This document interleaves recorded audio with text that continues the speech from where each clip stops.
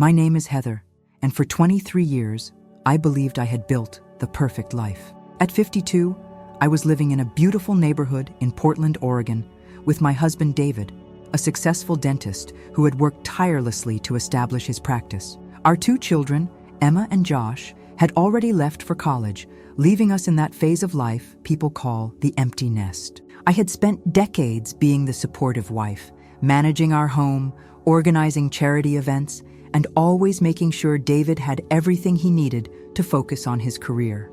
The rain was pouring heavily that October morning, typical Portland weather that made you want to stay wrapped in a blanket with a hot cup of coffee. I was in our spacious kitchen, preparing breakfast while listening to the radio, when David came downstairs already dressed in his best suit. He looked particularly handsome that day, his salt and pepper hair perfectly styled, his blue eyes sparkling with an excitement I hadn't seen in months. "Big day today, honey," he said, kissing my cheek quickly as he grabbed his travel mug. "The open house at the clinic is finally happening. I've been planning this for months." I smiled at him, feeling a mixture of pride and something else I couldn't quite identify. "I know, David. You've worked so hard on this. I'm planning to stop by around 3 after my volunteer shift at the hospital." He paused for a moment, and I noticed a brief flash of something in his expression. Nervousness? Discomfort? But it disappeared so quickly I thought I had imagined it. "That's great," he said, his voice a bit too cheerful. "I'll see you there. Melissa has really outdone herself with the preparations. She's been incredible, staying late every night this week to get everything ready." Melissa, his receptionist. I had met her a few times over the past year since David had hired her. She was young, probably in her late 20s, with long blonde hair and a bright smile that seemed to light up any room. David had mentioned her frequently in recent months, always praising her efficiency, her dedication, her creative ideas for the practice. At first, I had been happy that he finally had someone reliable helping him, but lately, something had been shifting in our marriage. David came home later and later, always with explanations about patient emergencies or administrative work. Our conversations had become superficial, revolving around bills, house maintenance, and brief updates about the kids. The intimacy we once shared had faded into a routine of polite coexistence. I pushed these thoughts aside as I watched him leave, his umbrella fighting against the wind as he rushed to his car. The house felt emptier than usual after he left. I spent the morning doing laundry, responding to emails about the upcoming fundraiser for the Children's Hospital, and trying to ignore the growing unease in my chest. By 2:30, I had finished my volunteer shift and was driving through the rainy streets toward David's clinic. The office was located in a modern building in downtown Portland, with floor-to-ceiling windows and a minimalist design that David had been so proud of when he first opened it 12 years ago. I had been there for the original opening, standing by his side, greeting patients and their families, feeling like we were a team building something meaningful together. As I pulled into the parking lot, I noticed it was full of cars. The open house was clearly well attended. I felt a surge of happiness for David. He deserved this success. Whatever distance had grown between us, I couldn't deny that he had worked incredibly hard to get here. I walked through the main entrance, shaking off my wet umbrella. The reception area was decorated with elegant flower arrangements, and there were tables with refreshments and brochures about the latest dental technologies. Several people were mingling, some I recognized as David's colleagues, others appeared to be potential new patients. Soft jazz music played in the background, creating a sophisticated atmosphere. I greeted a few familiar faces and made my way through the crowd, looking for David. The clinic had been renovated since my last visit, and I was momentarily disoriented by the new layout. I walked down a hallway, hearing voices and laughter echoing from different treatment rooms where David was probably giving tours. Then I heard it, his laugh, that deep, genuine laugh I hadn't heard directed at me in months. It was coming from his private office at the end of the hall. The door was slightly ajar, and through the narrow opening, I could see movement inside. I approached quietly, not wanting to interrupt what I assumed was a conversation with an important colleague or potential investor. But as I got closer, I froze. Through the gap in the door, I saw David and Melissa standing close together, champagne glasses raised in a toast. They were alone in the office, the door nearly closed, despite the public event happening throughout the rest of the clinic. Melissa was wearing a stunning red dress that hugged her figure, her blonde hair cascading over her shoulders. David was looking at her with an expression I recognized all too well because it used to be directed at me. "To us," I heard Melissa say, her voice soft and intimate. "To everything we've built together, and to everything that's still to come." David clinked his glass against hers, his smile wide and unguarded. "I couldn't have done any of this without you, Melissa. You've changed everything." My hand flew to my mouth to stifle the gasp that threatened to escape. I felt my heart hammering in my chest, each beat painful and heavy. The hallway seemed to tilt, and I had to steady myself against the wall. They weren't just toasting the success of the open house. There was something else in their words, in their body language, in the way they looked at each other. The intimacy between them was palpable, even from where I stood hidden in the hallway. I watched as Melissa reached up and adjusted David's tie, her fingers lingering on his chest. He didn't pull away. Instead, he covered her hand with his own, holding it there for a moment that felt like an eternity. "We should get back to the guests," David finally said, but he made no move to leave. "Just one more minute," Melissa replied. "I've been wanting to have a moment alone with you all day." I couldn't watch anymore. I turned and walked quickly back down the hallway, my vision blurred by tears I refused to let fall. Not here, not now. I made my way through the crowd, forcing a smile when someone tried to stop me for a conversation, mumbling excuses about feeling unwell. The rain had intensified by the time I reached my car. I sat in the driver's seat, gripping the steering wheel so tightly my knuckles turned white. 23 years of marriage, 23 years of trust, partnership, and commitment. And it had come to this, finding my husband in an intimate moment with another woman, toasting to their future while I stood invisible in the hallway. I didn't go home immediately. Instead, I found myself driving aimlessly through Portland's rain-soaked streets, the windshield wipers working overtime as my mind raced with questions and doubts. Had I misinterpreted what I saw? But deep down, I knew what I had witnessed was more than just a professional celebration. Eventually, I ended up at a small coffee shop near the waterfront, a place David and I used to frequent when we were younger, before children, mortgages, and the weight of adult responsibilities had consumed our lives. I ordered a latte and sat by the window, watching the Willamette River flow gray and turbulent under the stormy sky. My phone buzzed with a text from David. "Where are you? Thought you were coming to the open house. Everything okay?" I stared at the message for a long moment before typing back, "Wasn't feeling well. Went home. Hope it's going great."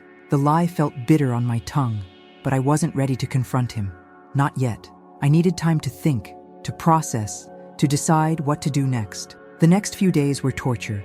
I moved through our home like a ghost, maintaining appearances while my mind constantly replayed that scene in David's office. He seemed oblivious to my turmoil, chattering excitedly about how successful the open house had been, how many new patients had signed up, how Melissa had managed everything so perfectly. Every mention of her name felt like a knife twisting in my gut. I found myself studying David's behavior obsessively, looking for signs I had missed. The late nights suddenly made sense. The increased attention to his appearance, the new cologne, the way he had become protective of his phone, always keeping it face down on the table. One evening, while David was in the shower, his phone buzzed on the nightstand. I had never been the type to snoop, had always believed in trust and respect for privacy, but desperation and heartbreak have a way of changing your principles. My hand trembled as I picked up the device. The message preview on the locked screen was from Melissa. "Can't stop thinking about this afternoon. You're amazing. This afternoon." While I had been at my book club discussing the latest contemporary fiction novel, my husband had been with her. The questions burned in my mind, but I couldn't unlock his phone to read more. I set it back down exactly as it had been, my heart racing. When David emerged from the bathroom, I was sitting on the bed, and he must have seen something in my expression because he paused. "Everything all right, Heather?" I looked at this man I had loved for over 2 decades, this man I had supported through dental school, through the challenges of starting his practice, through the sleepless nights with newborn babies. Did I even know him anymore? "David, we need to talk," I said, my voice steadier than I felt. He sat down next to me, his hair still damp. "What's wrong? Are you having an affair with Melissa?" The question hung in the air between us, heavy and devastating. I watched his face carefully. For a moment, he looked genuinely shocked, but then something shifted in his expression. "What? No, of course not. Why would you even ask that?" But his denial was too quick, too practiced. I could hear the lie in his voice. I was at the open house, David. I saw you two in your office, toasting with champagne, looking at each other like there's something between you. He stood up abruptly, running his hand through his hair. You're being ridiculous, Heather. Melissa and I were celebrating a successful event. She's my employee, nothing more. Then why did she text you saying she can't stop thinking about this afternoon? While I was at book club, his face paled, and I knew I had him. The silence that followed was deafening. It's not what you think, he finally said, his voice barely above a whisper. Then tell me what it is, David, because from where I'm standing, it looks exactly like what I think. He sat back down, his shoulders slumped. For a long moment, he said nothing, and I waited, my heart breaking with each passing second. I haven't been physical with her, he said quietly. But yes, there's been an emotional connection. She understands my work in a way that's been missing in our marriage for a long time. His words felt like a physical blow. Missing in our marriage? David, I've supported your career for 23 years. I raised our children, managed our home, gave up my own career aspirations so you could focus on building your practice. I know, and I appreciate everything you've done. But somewhere along the way, we stopped being partners and became just two people living in the same house. When was the last time we had a real conversation? I wanted to argue, to defend myself, but his words struck a chord of painful truth. When had we stopped really talking? So, your solution was to find connection with your receptionist? I asked, anger rising in my voice. Instead of talking to me? Instead of trying to fix what was broken between us? I didn't plan this, Heather. It just happened. Melissa is young, enthusiastic about her work. She listens when I talk about new dental technologies. Being around her made me feel alive again. She's half your age, David. I know how it looks. Do you love her? The question came out before I could stop it, and I held my breath waiting for his answer. I don't know, he said, and somehow that uncertainty hurt more than a definitive yes would have. I'm confused about everything right now. I stood up, needing distance from him. I think you should sleep in the guest room tonight. I need time to think about what happens next. He nodded, looking defeated, and gathered some clothes from the closet. As he left our bedroom, he paused at the door. I never wanted to hurt you, Heather, but he had hurt me, deeply and irrevocably. And as I lay alone in our king-sized bed that night, I wondered if our marriage could survive this betrayal. The following weeks were a blur of difficult conversations, tears, and soul-searching.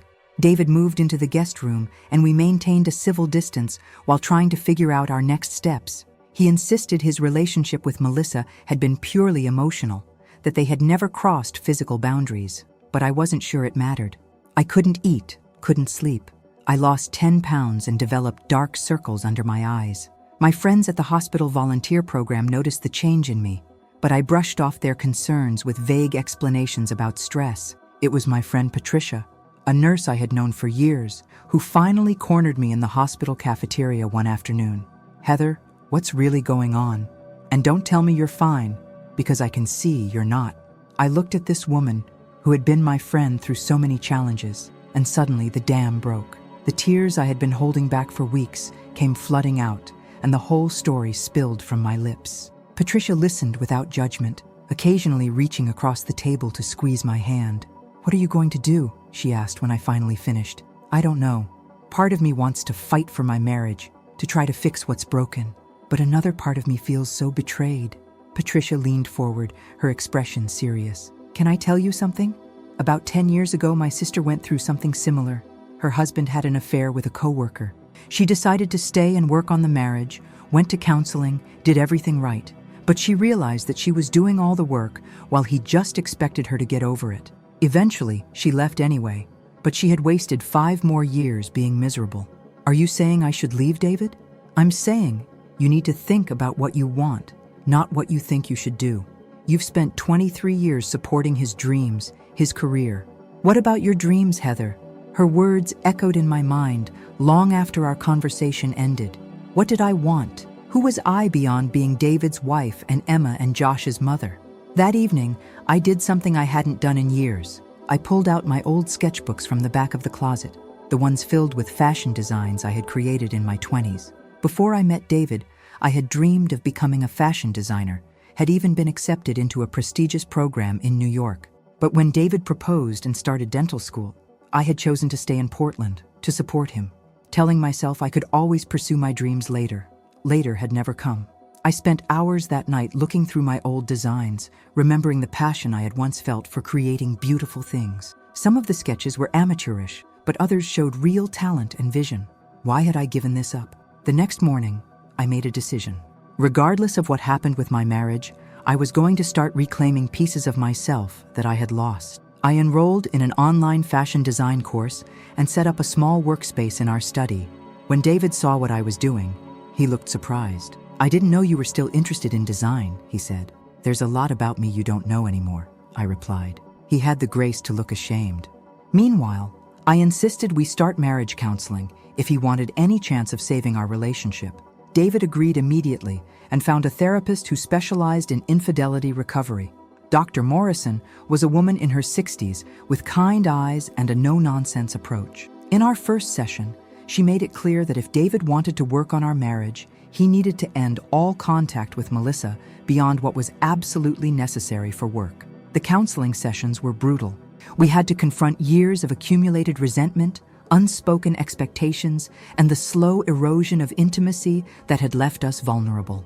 David talked about feeling taken for granted, about missing the woman I used to be. "You became so focused on managing everything, on being the perfect wife and mother, that you stopped being Heather," he said in one session. His words stung because they held truth. Somewhere along the way, I had disappeared into my roles, but I also had my own grievances. "You shut me out of your world, David. You stopped sharing your thoughts and feelings with me. How was I supposed to know you were unhappy when you never talked to me about it?" Dr. Morrison helped us see how we had both contributed to the breakdown of our marriage, but she also made it clear that David's choice to seek emotional intimacy outside our marriage was his responsibility. "You can understand the factors that made you vulnerable," she told us, "but David made a choice to pursue a connection with someone else instead of working on his marriage first. That's on him." As the weeks passed, I began to see small changes in David. He came home earlier, spent time asking about my design work, tried to engage in deeper conversations. But I noticed he was also sadder, as if mourning something. One night, about 2 months after my discovery, I found him sitting alone in the living room, looking at his phone with profound sadness. "What is it?" I asked. He looked up, startled. "Melissa resigned today. She found another job across town." I sat down across from him. "How do you feel about that?" He was quiet for a long moment. "Relieved, I think. It was too hard working together while trying to maintain distance, but also sad." I know that sounds awful, given everything. His honesty was painful but necessary. At least he wasn't lying anymore. "David, I need to ask you something, and I need you to be completely honest." He nodded. "If you could have both, would you choose that?" He looked at me, tears in his eyes. "No, because that wouldn't be fair to anyone. What I had with Melissa was intense and exciting, but it wasn't real life. It was an escape. You and I, we have history, children, a whole life built together. That matters." "But is it enough?" I asked. "I don't know, Heather. I wish I could give you a better answer, but I'm still figuring that out." At least he was being honest. And maybe that honesty, painful as it was what we needed. 4 months after finding David and Melissa in that intimate moment, I stood in front of my bathroom mirror and barely recognized the woman looking back at me. I had gained back some weight, but more than that, something had changed in my eyes. There was a strength there that hadn't existed before. My fashion design course was going well. I had discovered that my talent hadn't disappeared during those years of dormancy. I had even sold a few designs to a local boutique, small victories that felt monumental. David and I had continued with counseling, and slowly, painfully, we were learning how to be partners again. There were good days and bad days. Dr. Morrison had warned us that healing from infidelity wasn't linear. One setback came on a rainy evening in February when I saw a social media post from one of David's colleagues. It was from a professional conference, and in the background, I spotted Melissa with a man. They looked happy. I showed David the photo, watching his reaction carefully. He studied it, then handed my phone back. "She looks happy," he said simply. "Does that bother you?" He thought about it. "A little, maybe, but mostly I'm glad she's moving on." That night, lying in bed together for the first time in months, David reached for my hand. "Heather, I need to tell you something." My heart clenched. I've been offered a partnership in a practice in Seattle. It would mean relocating, starting fresh somewhere new. Seattle, a new city, a new beginning. Part of me thrilled at the possibility of escaping the memories, but another part resisted. What do you want to do? I asked. I don't know. Part of me thinks a fresh start could be good for us, but I also don't want to run away from our problems, and I don't want to make you leave if you don't want to go. Can I think about it? Of course. Over the next weeks, I wrestled with the decision. Emma and Josh called regularly, and I discussed it with them candidly. Mom, whatever you decide, we support you, Emma said during one call. Josh was more direct. Has he given you a reason to believe he won't do this again? I met Patricia for coffee, needing her perspective. The question isn't whether to move to Seattle, she said. The question is whether you want to stay married to David. I don't know if I do, I admitted. Some days I look at him and remember why I fell in love with him. Other days I feel nothing but betrayal. Then you're not ready. That's okay, Heather. You don't have to save your marriage just because you've been together for 23 years. That night, I told David I needed more time before making decisions about Seattle or our marriage. To my surprise, he didn't push back. Take all the time you need, he said. 3 months later, in May, I made my decision. I was sitting in my workspace, surrounded by fabric swatches and sketches, when clarity finally came. I didn't want to move to Seattle. I didn't want to start over somewhere new with David, always wondering if history would repeat itself. But I also didn't want a divorce, at least not yet. What I wanted was to continue building my own life, rediscovering who I was. And if our marriage survived that process, then maybe we had a chance. I told David my decision that evening over dinner. I don't want you to take the Seattle job, I said, and I'm not ready to promise you that our marriage will survive. But I'm willing to keep trying if you accept that I need space and time to become myself again. He looked at me for a long moment. I can do that.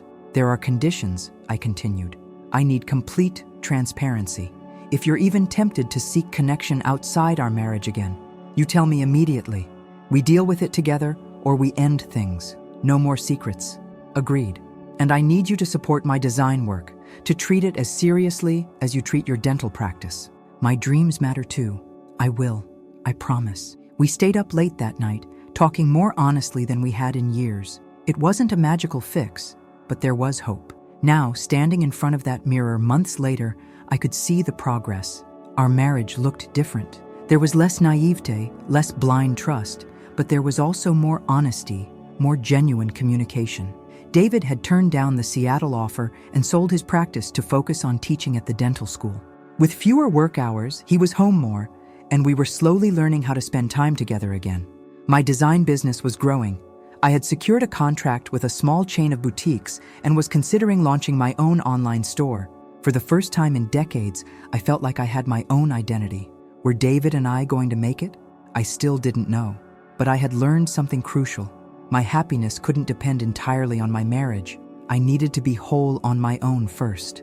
The rain continued to fall outside, but inside our home, there was warmth and cautious optimism. David was in the kitchen, attempting to make dinner. I smiled as I heard him curse softly. I joined him in the kitchen, and together we salvaged the meal, laughing at our combined incompetence. It was a small moment, but it felt important. These small moments of connection were what would save us, if anything could. As we sat down to eat, David raised his glass of water in a toast. To new beginnings, he said. I clinked my glass against his, remembering that other toast I had witnessed, the one that had shattered my world. But this toast was different. This one was honest, hopeful, and entirely our own. To new beginnings, I echoed, and meant it. Whatever our future held, whether together or apart, I knew I would be okay. I had rediscovered my strength, my passion, and myself, and that was worth celebrating.